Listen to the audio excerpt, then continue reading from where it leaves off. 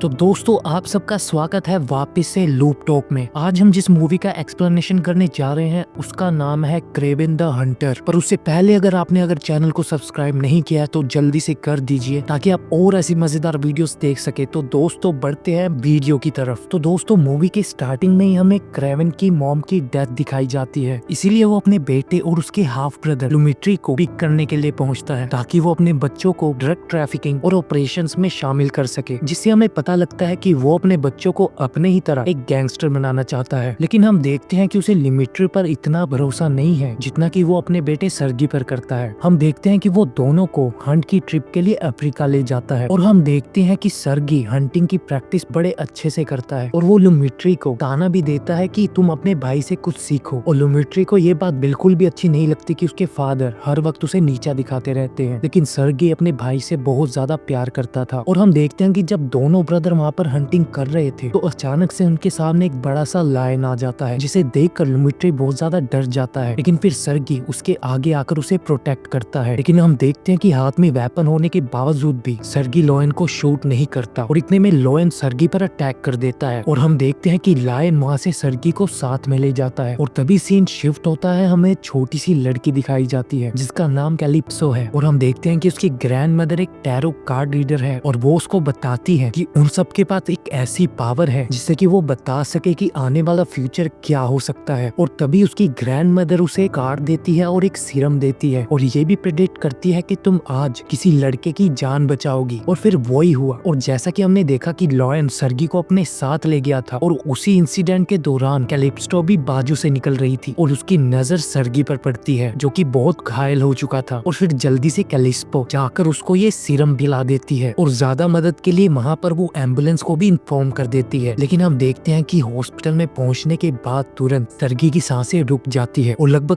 3 minute के बाद वो वापस से सांस ले पाता है, मानो कि जैसे कैलिप्सो ने जो उसको ड्रिंक पिलाई थी वो ना तो उसकी जान बचाई है बल्कि कुछ एनिमल पावर भी उसके अंदर इंजेक्ट कर दी है। और हमें पता चलता है कि उसके अंदर जो पावर थी वो एक लायन की थी और कैलिप्सो ने वो टैरो कार्ड भी अब सर्गी को दे दिया था। और हम देखते हैं कि सर्गी के फादर निकोलस उसे इस हालत में हॉस्पिटल में नहीं रखना चाहते थे और इसलिए वो उसको सीधा यहाँ से अपने घर ले जाते हैं। और हम देखते हैं कि उसके फादर ने उसी लाइन को खत्म कर दिया था जिसने सर्गी पर अटैक किया था, ताकि वो अपने बेटे को एक लेसन सिखाना चाहता था कि जो भी हमसे टकराएगा वो इसी तरह मारा जाएगा। और अपने डैड की यही बात सर्गी को बिल्कुल भी पसंद नहीं आती और हम देखते हैं कि सर्गी का बिहेवियर बिल्कुल ही चेंज हो चुका था, जिसके कारण उसे अपने फादर के एक्शन बिल्कुल भी पसंद नहीं आते और बहुत ही ज्यादा बुरे लगते हैं, जिससे चिढ़कर वो अपने फादर पे चिल्लाता है और अपने कमरे में वापस चला जाता है और कमरे में पहुंचकर अपने सामान को पैक करना शुरू कर देता है और अपने घर से भागने का डिसीजन बनाता है। और जाते हुए उसकी मुलाकात लिमिट्री से होती है जिससे वो माफी मांगता है और उसे अपना ध्यान रखने के लिए कहता है। और अब वो रशिया में उस हिडन सेंचुरी में रहता है जो कि उसकी मदर ने बनाई थी। और फिर हमें 16 ईयर बाद की स्टोरी दिखाई जाती है जहाँ पर हम सर्गी को देखते हैं जो कि अब ट्रैमन बन चुका है और इस समय हम ये भी देख पाते हैं कि उसने अभी अभी एक क्रिमिनल को खत्म किया है और वो भी रशिया के प्रेजेंट में। जिसके बाद वो वहाँ से तुरंत निकलता है लंदन अपने भाई लिमिट्री का बर्थडे सेलिब्रेट करने के लिए। और जब वो वापस घर के अंदर पहुँचता है तो उसे पता चलता है कि उसका भाई लिमिट्री किडनैप हो चुका है, क्योंकि उसको एक ग्रुप ऑफ मर्चेंट ने किडनैप कर लिया था। और हम देखते हैं कि बड़ी मुश्किलों से वो उन सबका पीछा भी करता है, लेकिन काफी कोशिशों के बाद वो लिमिट्री को बचा नहीं सकता, इसलिए वो अपनी मदद के लिए कैलिप्सो को ढूंढता है जो कि अब बड़ी होकर लॉयर बन चुकी है और वो उसे मदद मांगता है कि वो उसके भाई के किडनैपर्स को ट्रैक कर निकाले। और हम देखते हैं कि कैलिप्सो अपने काम में कामयाब होती है और साथ ही हमें लिमिट्री दिखाया जाता है